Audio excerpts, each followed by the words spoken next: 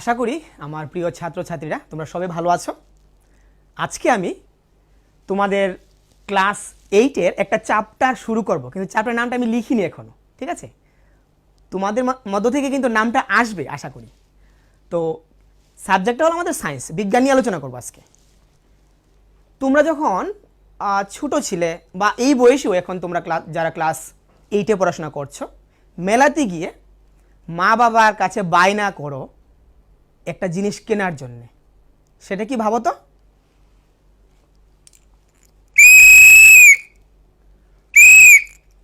অর্থাৎ বাঁশি, তাই না?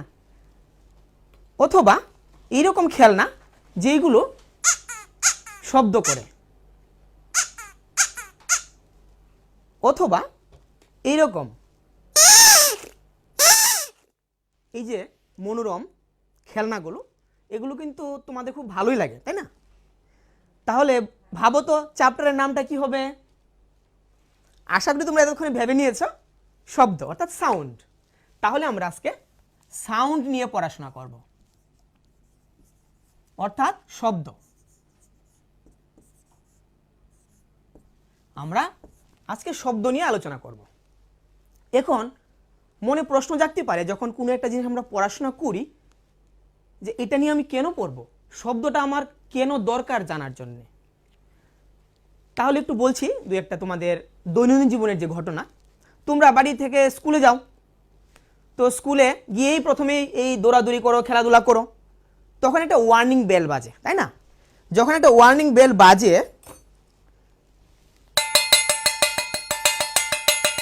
তোমরা সবাই সারিবদ্ধভাবে প্রেয়ার মিটিংয়ে চলে আসো, প্রার্থনা সবাই চলে আসো সবাই। এই যে শব্দটা করলো, এই শব্দটা তোমার কানে পৌঁছালো, তাহলে এই শব্দের একটা প্রয়োজনীয়তা রয়েছে।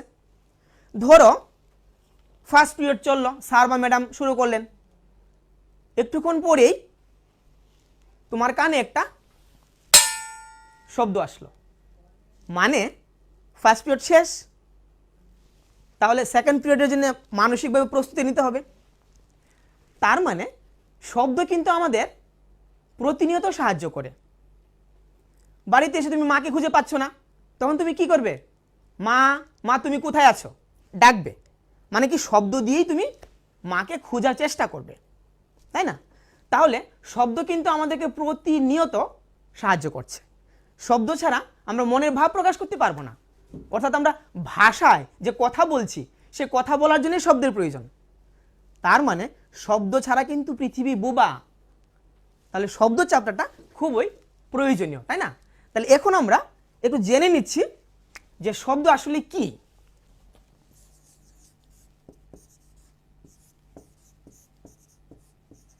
What is sound?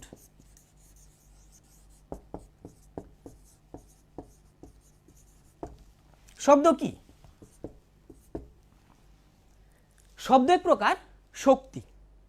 শক্তি বিভিন্ন প্রকার রয়েছে, যেমন তাপ শক্তি, আলোক শক্তি, বিদ্যুৎ শক্তি, সেরকম শব্দ এক প্রকার শক্তি।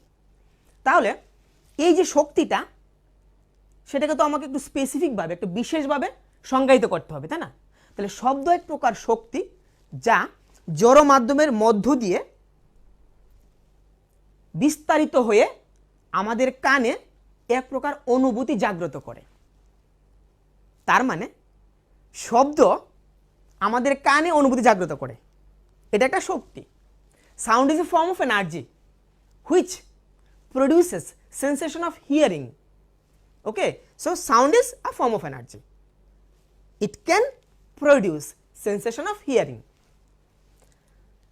হেঁকে চিরাইরক আং তামো শাকা, সাউন্ড মানে শব্দ, তামো শব্দ হেঁকে তামো অমকে কাইসা এক প্রকার শক্তি দো, ও শক্তি তামো খাইমান সুংজে খুঞ্জুবাই খুনাও, ও খুনানানি বাগুই শব্দ প্রয়োজন। শব্দ ফাইই সিনি খুঞ্জুও তামো খ্লাই, খুঞ্জুও কম্পন খাইও, হেঁকে সুং শব্দ ন খুনাও, হেঁকে শব্দকে কাইসা শক্তি। তার মানে শব্দ এক প্রকার শক্তি। তাহলে যেহেতু আমরা জেনেছি যে শব্দ এক প্রকার শক্তি, তাহলে শব্দ কিভাবে উৎপন্ন হয় সেটা একটু আমরা জেনে নিই। শব্দ কিভাবে উৎপন্ন হয়?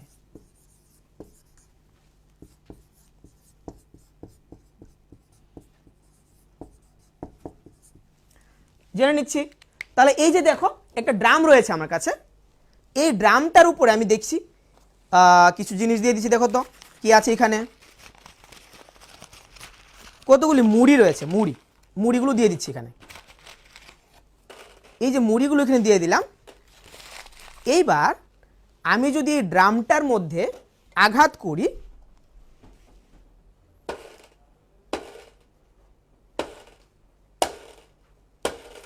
মুড়িগুলো উপরে লাফিয়ে উঠছে, আবার সঙ্গে সঙ্গে শব্দ উৎপন্ন হচ্ছে। তার মানে শব্দ উৎপন্ন হওয়ার জন্য কম্পনের প্রয়োজন। এটা এই যে পর্দাটা রয়েছে, এই ড্রামের পর্দাটা কম্পিত হচ্ছে।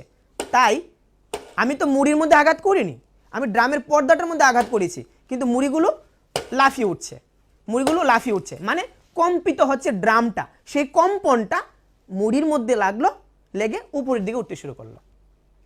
তার মানে যে কোনো জিনিস কম্পিত হলেই শব্দ উৎপন্ন করে। ধরো আমার হাতে রয়েছে দুটি টিউনিং ফর্ক অর্থাৎ সুর শলাকা। এই যে সুর শলাকা, এগুলোকে আমি আঘাত করলাম, শব্দ উৎপন্ন হলো। তাহলে কি আসলে কম্পিত হলো? তার জন্য এটা পরীক্ষা করা যাক। ধরো এটাকে আমি আঘাত করে আমি বাটির মধ্যে লাগিয়ে দিলাম, আবার করছি। অর্থাৎ এটার যে কম্পনটা, সেই কম্পনটা এই বাটিটাকে আঘাত করলো। তাহলে বাটিটার মধ্যে শব্দ উৎপন্ন হচ্ছে। আবার দেখতে পেয়েছো তোমরা? তার মানে শব্দ উৎপন্নের জন্য কম্পন অবশ্যই দরকার, অর্থাৎ কম্পনের সাহায্যে শব্দ উৎপন্ন হয়। That means by the vibration of any object sound is produced. তাহলে আমরা শব্দ কিভাবে উৎপন্ন হয় সেটা আমরা জানতে পারলাম। শব্দ উৎপন্ন হয় কম্পনের সাহায্যে। Sound is produced by vibration of any object. এইবার আমরা শব্দ কিভাবে শুনি? শব্দ উৎপন্ন হলেই তো হবে না, আমাদের শুনতে হবে শব্দ। তাহলে শব্দ শোনার জন্য আমাদের রয়েছে কান অর্থাৎ ইয়ার। তাহলে কান দিয়ে আমরা শব্দ শুনি। কিভাবে শুনি একটু দেখে নিচ্ছি।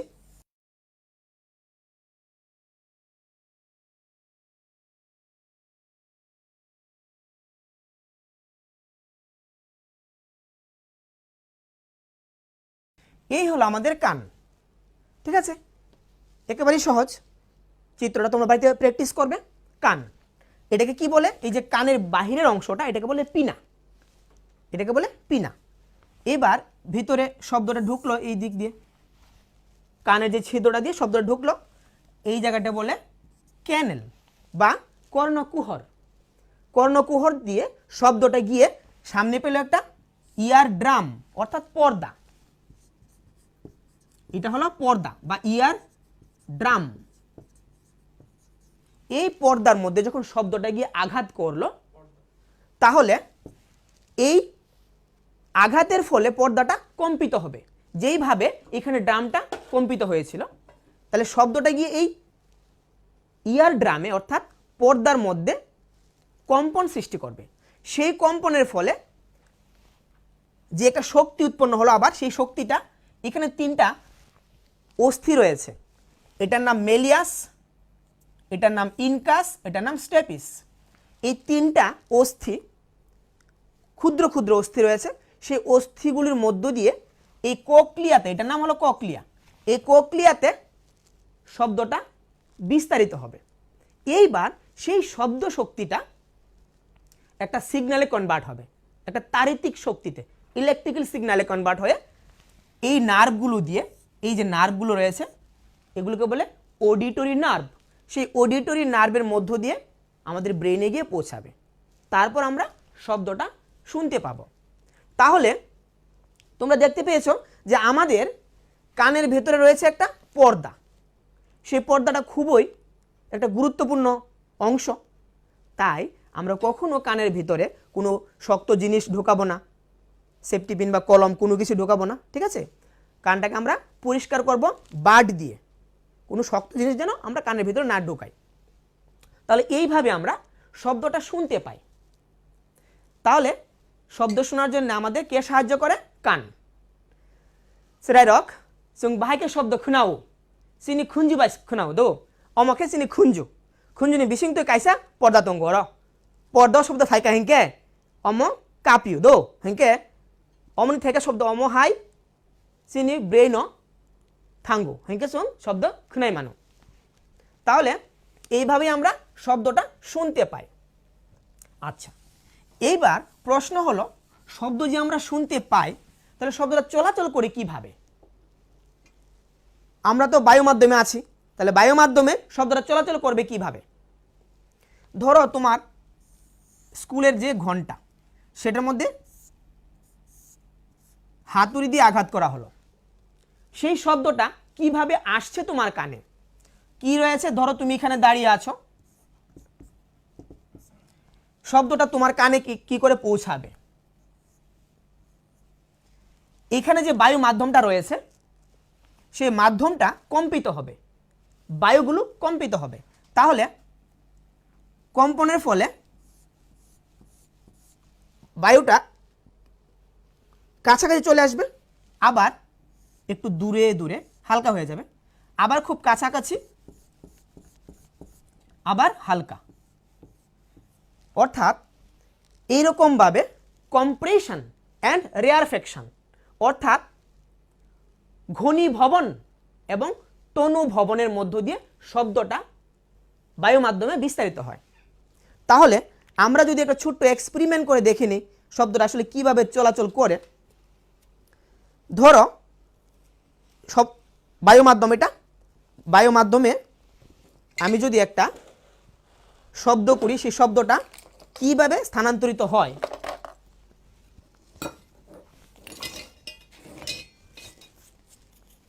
এই হলো একটা স্প্রিং, এখন এই প্রান্তটাকে আমি ধরে রাখলাম ফিক্স, এখানে একটা শব্দ উৎপন্ন হলো, তো শব্দটা কিভাবে যাবে দেখো তো। তাহলে শব্দটা কিভাবে যাচ্ছে বায়ু মাধ্যমের মধ্য দিয়ে,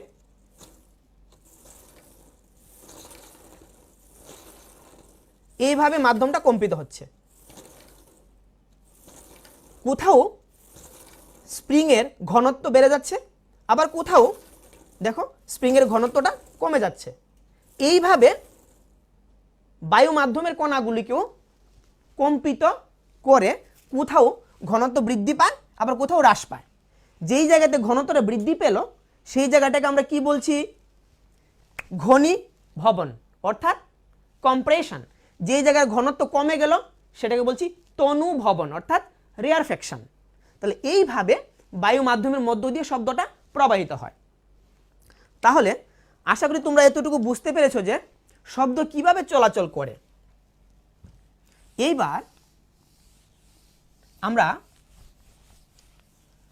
একটা জিনিস জেনে নেব, সেটা খুবই গুরুত্বপূর্ণ। সেটা হলো, আমি বলেছিলাম যে শব্দ কিভাবে উৎপন্ন হয়, কম্পনের সাহায্যে। তাহলে কম্পন আসলে কি? কম্পন কি?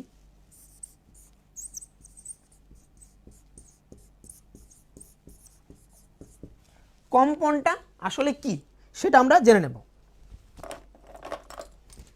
What is vibration? কম্পন মানে কি? ভাইব্রেশন।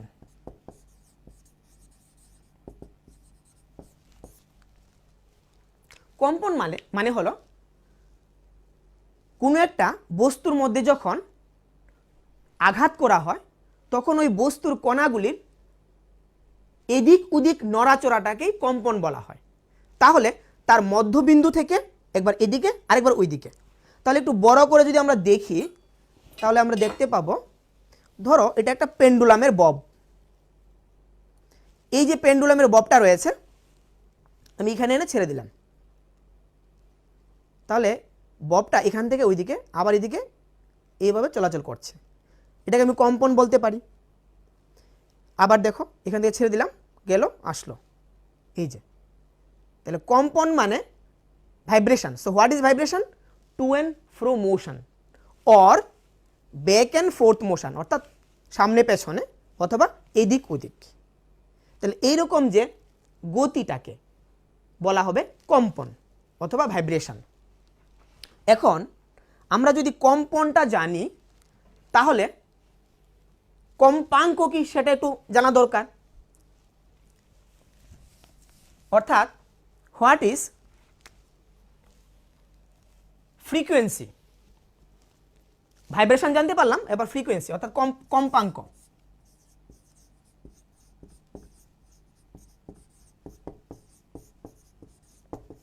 কম্পাঙ্ক কি? What is frequency?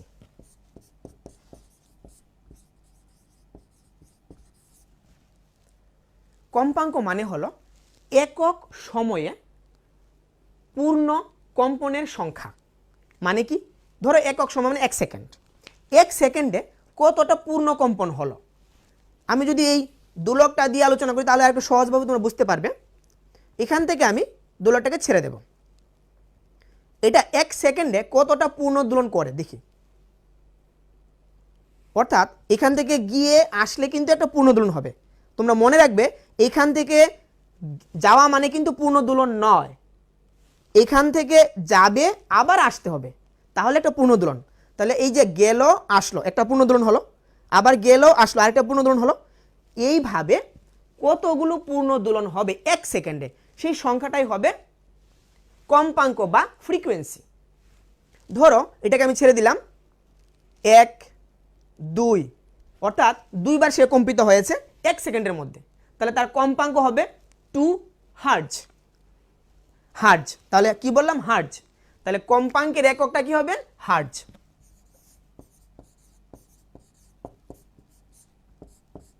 হার্জ এর সিম্বলটা HZ, হার্জ। আরেকটা একক রয়েছে সেটাকে বলে CPS, অর্থাৎ সাইকেলস পার সেকেন্ড, মানে একক সময়ে পূর্ণ সাইকেলের সংখ্যা। সাইকেল মানে পূর্ণ দোলনের সংখ্যা, তাহলে CPS বা হার্জ। তো তোমরা হার্জটাই ব্যবহার করবে, তাহলে ফ্রিকোয়েন্সির কম্পাঙ্ক হলো হার্জ। তাহলে আমরা বুঝতে পারলাম যে কম্পন এবং কম্পাঙ্ক কি এবং এদের এককটা কি। এবার তোমাদেরকে আমি কম্পাঙ্ক সম্বন্ধে আরেকটা জিনিস দেখাচ্ছি, সেটা হলো এই যে আমার হাতে রয়েছে একটা টিউনিং ফর্ক। টিউনিং ফর্ক অর্থাৎ সুরশলাকা। এই যে এটার গায়ে লেখা আছে দেখো 288, অর্থাৎ 288। তার মানে কি? তার মানে হলো এই টিউনিং ফর্কটার মধ্যে তুমি যখন আঘাত করবে সে 1 সেকেন্ডে 288 বার কম্পিত হবে। তার মানে তার কম্পাঙ্ক হলো 288 হার্জ। এটার গায়ে লেখা আছে, এটার গায়ে কত লেখা আছে? লেখা আছে 256 হার্জ। অর্থাৎ এটার মধ্যে যখন তুমি আঘাত করবে 1 সেকেন্ডে সে কম্পিত হবে 256 টাইমস, মানে 256 বার সে একবার 1 সেকেন্ডে কম্পিত হবে। এই যে হার্জ এককটা হলো কম্পাঙ্কের একক। তাহলে এই টিউনিং ফর্কের বিশেষত্ব কি? What is the speciality of this tuning fork? এটা সবসময় একটা ধ্রুবক কম্পাঙ্ক বিশিষ্ট শব্দ উৎপন্ন করে। ইট always produces sound of constant frequency. এটাই হলো তার বিশেষত্ব এই টিউনিং ফর্কের। তাহলে ছাত্রছাত্রীরা আশা করি তোমরা এতটুকু বুঝতে পেরেছো যে কম্পাঙ্ক কি, কম্পন কি, আর কম্পাঙ্কের এককটা কি। এইবার আমরা জেনে নেব দোলনকাল। দোলনকাল কাকে বলে?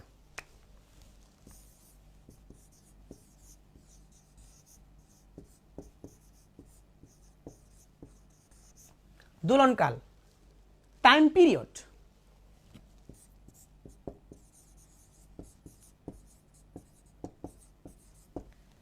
দোলনকাল, তাহলে দোলনকালটা কি সেটা যদি আমরা একটু আলোচনা করি।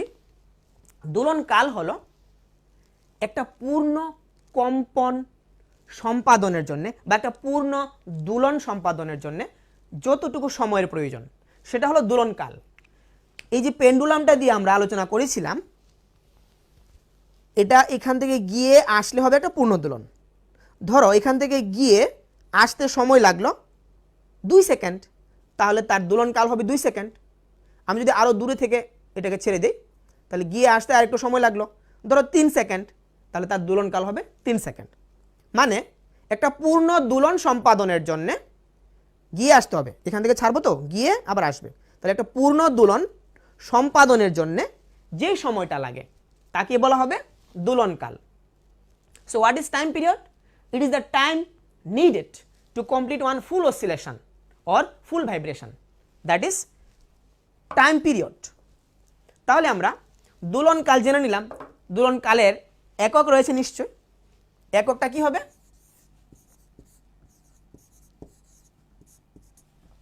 কাল অর্থাৎ সময়, তাই না? দোলনকাল টাইম, তাহলে টাইমের একক হবে সেকেন্ড, তাহলে এটা হবে সেকেন্ড, অর্থাৎ দোলনকালের একক হবে সেকেন্ড।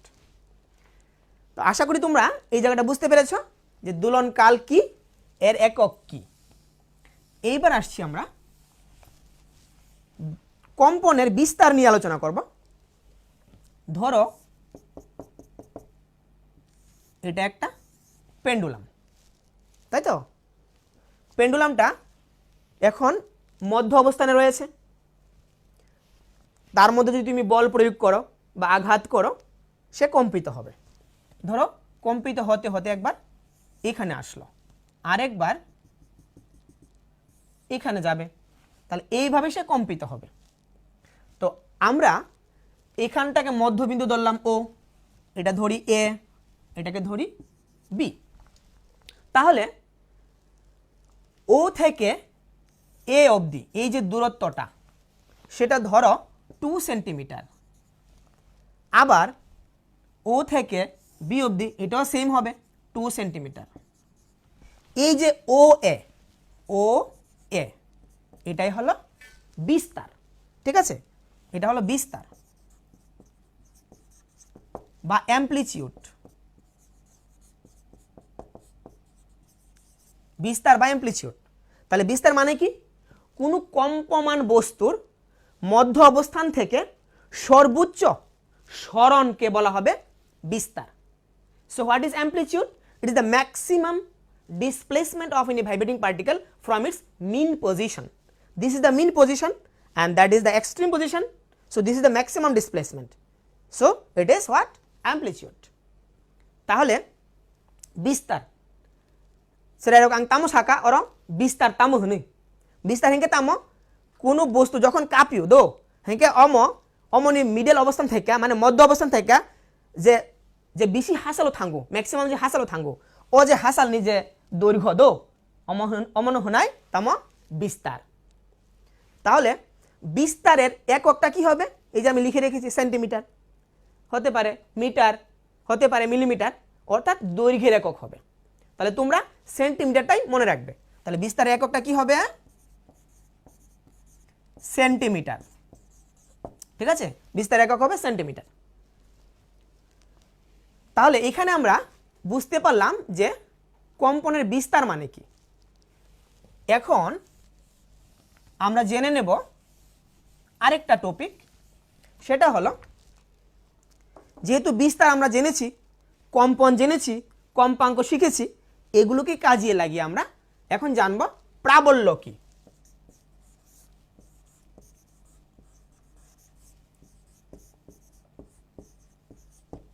প্রাবল্য, ঠিক আছে? ইন্টেন্সিটি, শব্দের প্রাবল্য, ইন্টেন্সিটি অফ সাউন্ড। তাহলে ইন্টেন্সিটি মানে কি?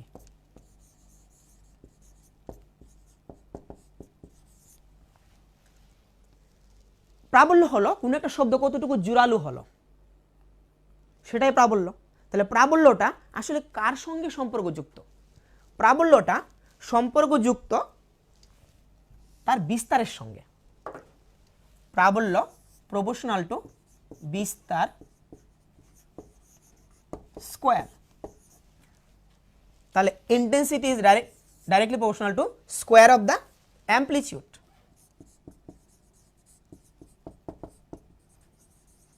তাহলে বিস্তার কি একটু আগে বলেছিলাম, চট করে আবার দেখিয়ে দিচ্ছি। মধ্য অবস্থান থেকে কতটুকু কম্পিত হয়ে আসলো সেটাই বিস্তার। তাহলে বিস্তারের যে দৈর্ঘ্যটা ধরো 2 সেন্টিমিটার, তাহলে 2 সেন্টিমিটার স্কোয়ার হবে এখানে, 2 এর স্কোয়ার কত হবে? 4, তাহলে প্রাবল্য হবে 4। অর্থাৎ বিস্তার যত হবে তার বর্গের সঙ্গে সমানুপাতিক হবে প্রাবল্য।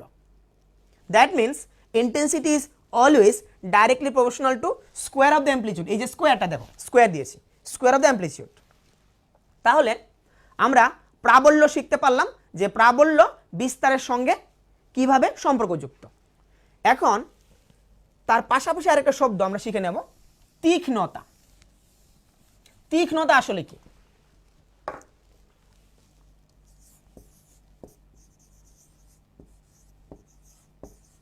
তীক্ষ্ণতা বা পিচ, হোয়াট ইজ পিচ বা তীক্ষ্ণতা মানে কি? তোমাদের ক্লাসের মধ্যে অনেকই ছেলে মেয়ে রয়েছে, তো সবার তো আর ভয়েস একরকম না। ধরো তুমি ক্লাসের বাইরে আছো, ভিতরে দুইজন কথা বলছে, তুমি নিশ্চয়ই বুঝতে পারবে মেয়ে না ছেলে কথা বলছে। তার মানে তুমি কি করে বুঝতে পেরেছো? সেই ধর্মটাকে কি বলবো আমরা? সেটাকে বলবো তীক্ষ্ণতা অর্থাৎ পিচ। তাহলে তীক্ষ্ণতাটা কার সঙ্গে সম্পর্কযুক্ত? সেটা কিন্তু কম্পাঙ্কের সঙ্গে সম্পর্কযুক্ত। তাহলে তীক্ষ্ণতা প্রপোর্শনাল টু কম্পাঙ্ক, অর্থাৎ pitch is directly proportional to frequency.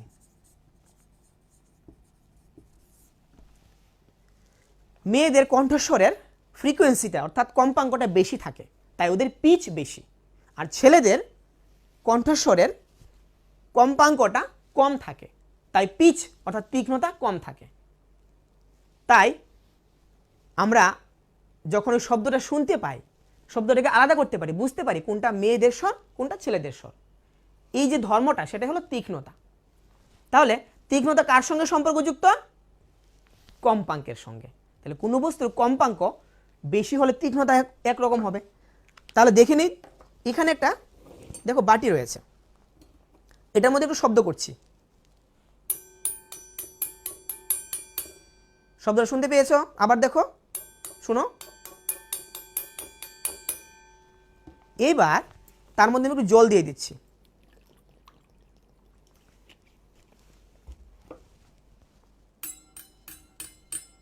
শব্দটা পরিবর্তন হয়ে গেছে, তাই না? দেখো চেঞ্জ হয়ে গেছে। তার মানে শব্দের তীক্ষ্ণতা এবং প্রাবল্য দুটোই চেঞ্জ হয়ে গেছে, তাই না? এখানে কিন্তু তীক্ষ্ণতা চেঞ্জ হয়ে গেল জল দেওয়ার পর, তার শব্দের কোয়ালিটি চেঞ্জ হয়ে গেল। কেন? প্রথমে যখন তার মধ্যে জল ছিল না, সে তার নিজের কম্পাঙ্ক নিয়ে কম্পিত হচ্ছিল। যখন জল দিয়ে দিলাম, তার কম্পনের যে ধরনটা সেটা পরিবর্তিত হয়ে গেল, তাই এখানে শব্দের তীক্ষ্ণতাটা পরিবর্তিত হয়ে গেল। তাহলে আশা করি তোমরা বুঝতে পেরেছ যে তীক্ষ্ণতা আসলে কম্পাঙ্কের সঙ্গে সম্পর্কযুক্ত। এইবার আমরা তীক্ষ্ণতা বুঝতে পারলাম, মেয়েদের কণ্ঠস্বর ছেলেদের কণ্ঠস্বর পার্থক্য কেন হয়, কি কারণে হয় সেটা বুঝতে পারলাম।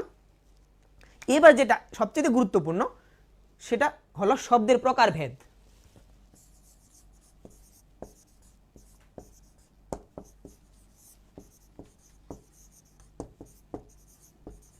শব্দ কত প্রকার দেখে নিচ্ছি আমরা। শব্দ কত প্রকার? প্রথমত শব্দ তিন প্রকার, শব্দেতর,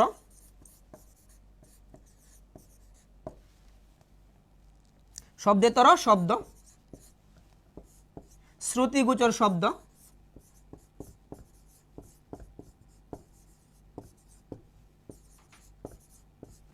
তারপর রয়েছে শব্দোত্তর শব্দ।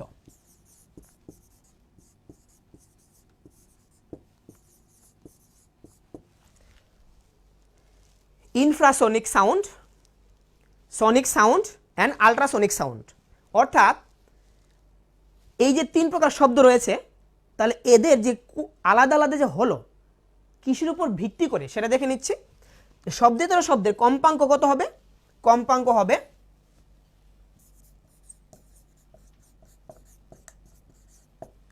হবে লেস দেন 20 হার্জ। অর্থাৎ এক সেকেন্ডে 20 বারের চেয়ে যদি কম কম্পিত হয় কোনো একটা বস্তু, সেই শব্দটাকে বলা হবে শব্দেতর শব্দ। ধরো গাছ থেকে একটা পাতা খসে পড়লো, সেই শব্দটা কিন্তু আমরা শুনতে পাই না, তাহলে এটা হলো শব্দেতর শব্দ। শ্রুতিগোচর শব্দ যাদের কম্পাঙ্ক থাকবে 20 হার্জ থেকে 20,000 হার্জের মধ্যে। কীরকম শব্দ? আমরা কথা বলছি, স্কুলের বেল বাজলো, মা তোমাকে ডাকলেন, আমরা বিভিন্ন রকমের কোলাহল করছি, স্কুলে তোমরা খেলাধুলা করছো, হইচই করছো, এই শব্দগুলো যেগুলো আমরা শুনতে পাচ্ছি সেগুলো হলো শ্রুতিগোচর শব্দ, অডিবল সাউন্ড অথবা সনিক সাউন্ড। এদের কম্পাঙ্ক কতর মধ্যে থাকতে হবে? 20 থেকে 20,000 হার্জের মধ্যে। শেষ যেটা সেটা হলো শব্দতর শব্দ। তাহলে শব্দতর শব্দ মানে কি? যাদের কম্পাঙ্ক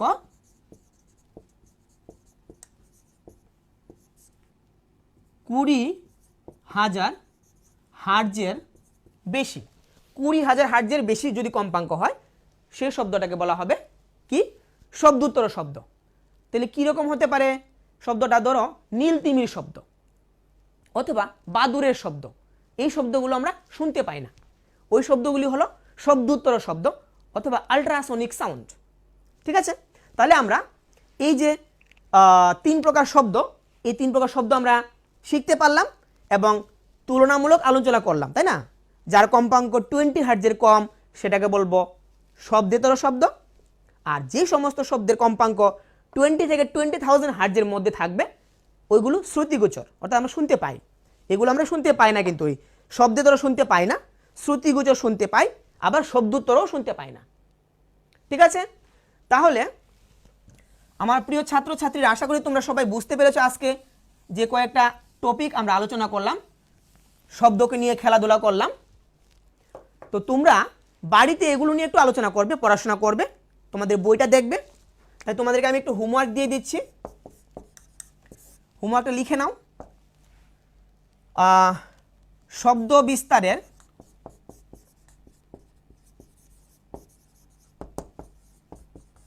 জন্যে মাধ্যমের প্রয়োজন,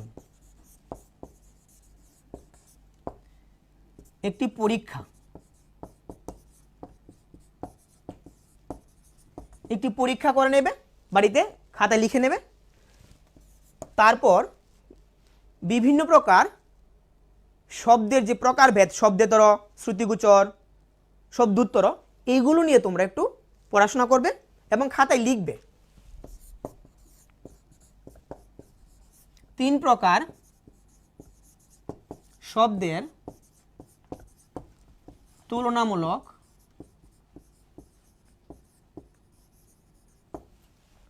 আলোচনা, এগুলো করে নেবে। আর যা যা আমি আলোচনা করলাম আজকে তোমাদের সঙ্গে সবগুলো কিন্তু একটু খাতায় লিখে নেবে এবং বইটা দেখে নেবে। ঠিক আছে, তাহলে আশা করি তোমরা সবাই বুঝতে পেরেছ। হেঁকে সিরাই রক আং আশা খালাইও নরক ব্যাপাগ্ন বুচিখা হেঁকে ব্যাপাগ্ন হামবাই। সবাইকে টাটা, আবার দেখা হবে পরবর্তী ক্লাসে। ধন্যবাদ সবাইকে।